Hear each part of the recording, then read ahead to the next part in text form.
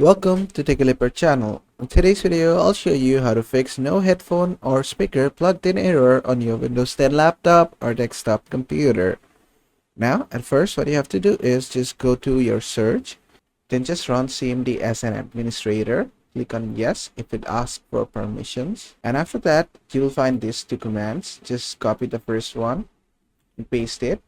It is net space local group space administrator space / space network service. Just type this in your CMD and hit enter.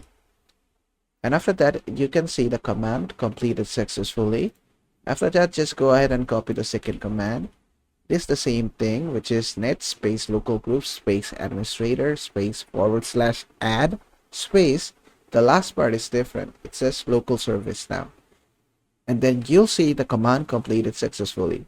Then you can just type exit to exit the program.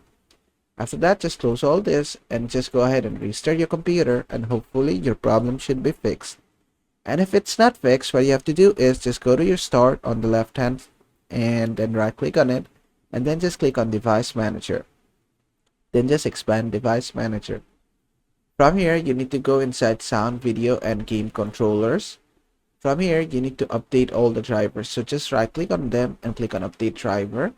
Then select search automatically for drivers.